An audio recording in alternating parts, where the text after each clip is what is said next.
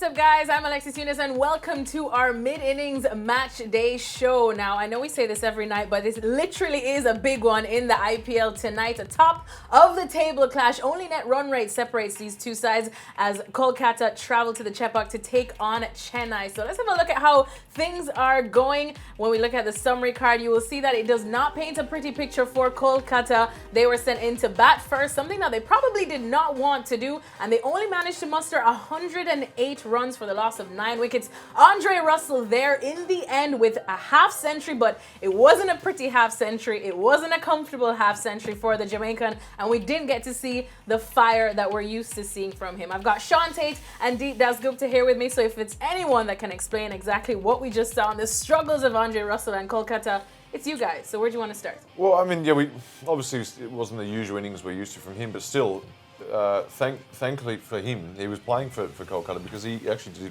did a reasonable job in the end. If you look at the score and his input, the score, thankfully, sorry, Alexis, what's happening? I was pulling up our screen so that I could get everyone's questions, obviously with Andre, but we don't have it on mute because I failed in that part. But carry on, Tate. Let me see if I can get it on mute. At the end of the day, you look at it and go, he actually did a good job. It wasn't easy. No other batsman found it easy at all, obviously. So, and when you lose early wickets, you lose 3 or 4 early wickets, you don't often go on to win the game in T20 cricket. I mean, listen, I mean, you can't really blame him as Sean mentioned. I mean, I thought it was a very, very good knock looking at the condition.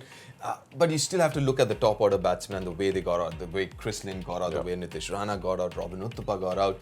Yes, it's a tough pitch to bat on. I mean, if you look at Chennai and that surface, you always know it's not going to be a 180, 200 pitch. It's always going to be 150, 160 pitch. But the way they started, it seemed like, they wanted to capitalize on that first 6 overs, go after someone like Deepak Chahar and get a good start and then kind of settle down against the spinners. But it didn't work because it was Chahar who did most of the damage there. Yeah. All right, well, you remember, guys, that this is where we do take your questions and comments for the guys. I know you heard me trying to load up my stream. Well, I got to manage to mute it so I can finally take your questions here. And a lot of people are talking about the pitch. But let's start off with this one from Pratik. He says, Andre Russell defending balls is like a lion turning into a vegetarian. How painful was that to watch? No, but he had to.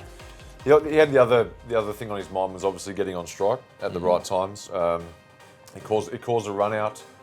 There's a couple of things that it probably wasn't the smartest piece of cricket a couple of times, but at the end of the day, he had to take control of the innings, and probably obviously he was their last chance really to get a reasonable score, and I suppose he got them to a score.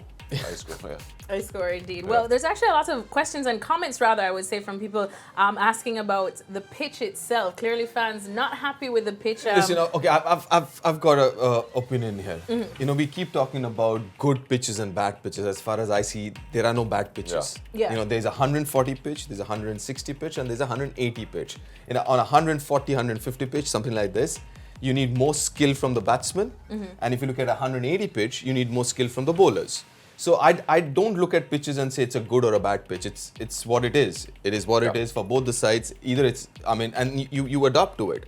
A lot of people complain about the pitch being, pro bowler or bowler friendly, but that's how it is. Cricket is boring otherwise. Yeah, it's boring. At every day of the week, I'd rather watch a 150, 160 run game rather than a 200 run game. Because there's a proper battle between bat and ball then. Yes, absolutely. And if your team sets up to play on flat, good wickets all the time, and then you go away from home, for example, and go to a place like Chennai, then you're in big trouble. You're not going to be able to. You've got to have a versatile lineup to win a championship. All right, well, let's talk a little bit about Deepak Chahar, because I have a question here from Vijay. He wants to know, what are your guys' thoughts on Chahar? Do you think he's deserving of a national call-up for the World Cup? He seems like a genuine wicket taker and relies on swing, so wouldn't he be great for the first 10 overs in England? All right, now, who's this? Who asked this? Vijay. Vijay, you remember he was picked for the T20 against England this summer, the last summer, and it was a different story. We've got to remember in IPL. Okay, let's look at the batsman he got out. Robin Uthappa, he's not an international batsman anymore. Nitish Rana, not an international batsman anymore. Chris Lynn, not an international batsman. Right? So when we're talking about international, we're talking about, let's say England, we're talking about Bairstow, Joss Butler. Australia looking at Warner, Finch. Yeah. When you're talking about international, let's think international, right? Let's not base our judgment on IPL per se. Yes, IPL performances are important, but also when you talk about wickets, what kind of wickets you're picking, if it's runs, against who you're scoring, those things are more important than just the performance itself. Can I just add to that? Something that's been on my mind, and just because we're talking about international cricket, obviously there's been calls for Russell to play for the West Indies in the World Cup. I think for his career, he needs to do that. Because like you're saying, if he does this on a World Cup stage, then everyone can go, right, this guy's for real. And I'm not taking anything away from T20 cricket. I made my career in T20 cricket pretty much. But if he does this, if he bats like this in international cricket against those bowlers, it's a different story. It's a step up. Well, Brian Lara had said that the West Indies selection should be pretty easy now. Just choose Andre Russell and 10 other guys to play. And he should jump at that if he gets a chance, because that's when his career is really going to get talked about. Yeah. Well, definitely the West Indies batting recently has been the weakest part of the game. Well, let's take another question from Ganesh. He wants to know, why does Nitish Rana fade away every season after a couple of 50s initially? I believe one of you chose him in your Fab Four. You did, and well, he faded a little too early for you. Listen, I mean, Nitish Rana is a good batsman, but listen, I've followed domestic cricket as well. He hasn't had a great domestic season either. Right? Even before the IPL, there was the other domestic T20, Syed Mushtaq Ali. He just had 150 in, I guess, 11, 12 matches. So it's not that he was in form getting into IPL, but the first couple of games, he batted really well to get those half centuries. But, well, he didn't have a good Ranji Trophy as in the first class season either. So something that he needs to, work on.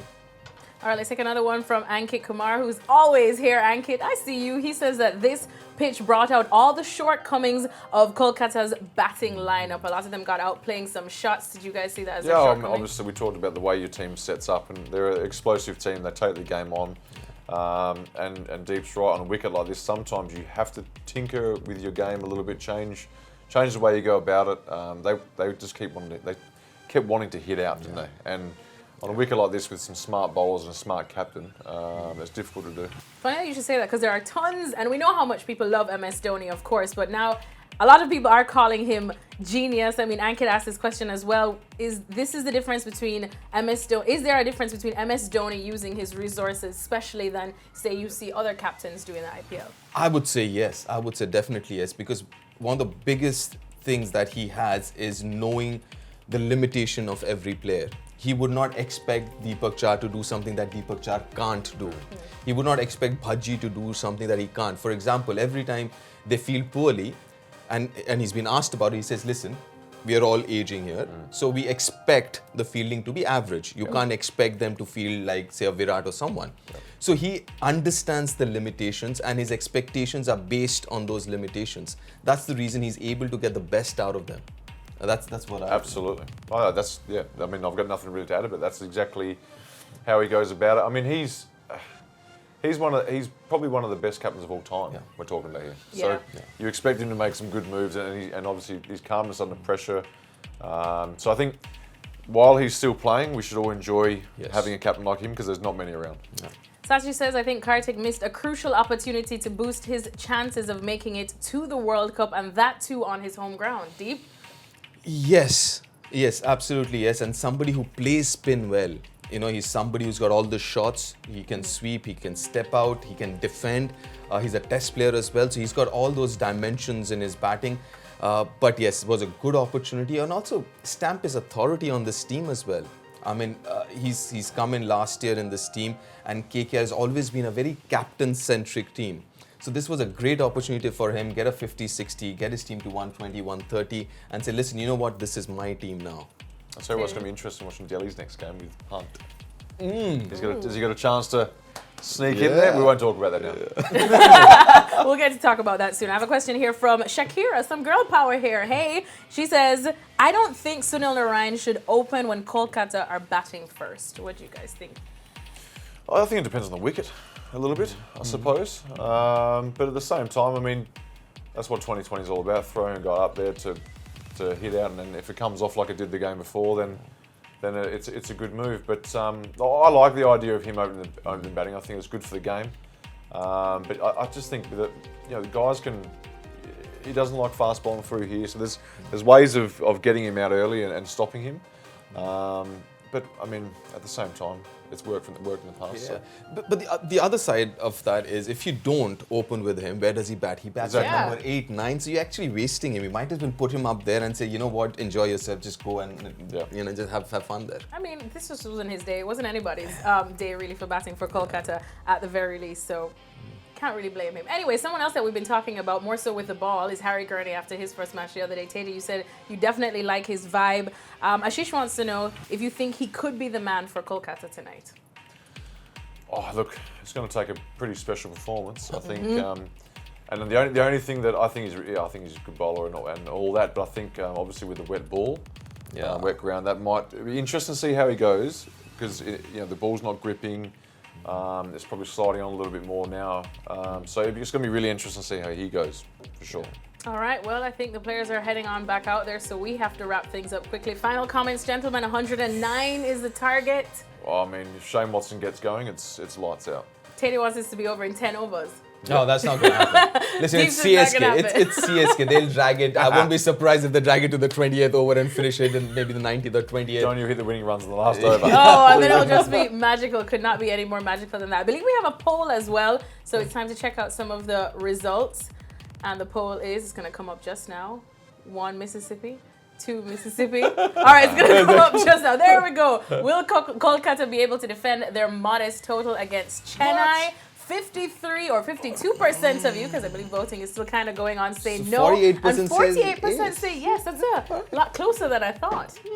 Yeah, I mean, listen, this is right up CSK's alley. Anything around that 160, they know how to do it. Anything above 160 is where I think CSK will start fretting, but this shouldn't be too much of an issue.